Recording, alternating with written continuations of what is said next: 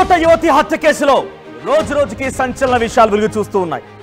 ఇప్పటికే ఈ ఘటనలో చాలా క్లియర్ గా బ్రహ్మయ్య కొండయ్య హస్తం ఉన్నట్టుగా దాదాపుగా కన్ఫర్మ్ అయిపోయింది.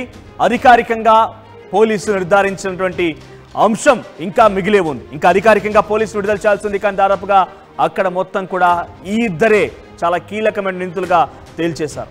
ఈ నేపథ్యంలో ఇక్కడి వరకు మనం చూస్తున్న కజిన్ సొంత అన్నాయే కాదు, ఏకంగా తల్లి హస్తం కూడా ఉంటుందనేది చాలా మంది అభిప్రాయాలు వ్యక్తం చేస్తున్నారు. కామెంట్ రూపంలో కూడా తెలియజేసే ప్రయత్నం చేస్తున్నారు. అయితే నిజంగా తల్లి ప్రమేయం లేకుండా, తల్లి అనుమతి లేకుండానే తన కూతుర్ని హతమార్చే ప్రయత్నం ఆ ఇద్దరు సోదరులు చేశారా?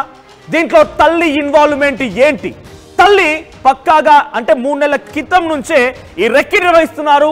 ఈ రకమైనటువంటి దారుణానికి ఒడిగట్టేందుకు వారంతా కుట్రలు చేస్తున్నటువంటి విషయం తెలుస్తున్న నేపథ్యంలో ఈ ప్లాన్ లో తల్లి హస్తం ఎంత మేర ఉంది, తల్లి ఎంత మేర ఇన్వాల్వ్ అయింది, తన కూతుర్ని హతమార్చుకోవడం కోసం డైరెక్ట్ గా తల్లి ఇన్వాల్వ్మెంట్ చూస్తేనే అందరం కూడా భయభ్రాంతులకు గురవుతున్నాం.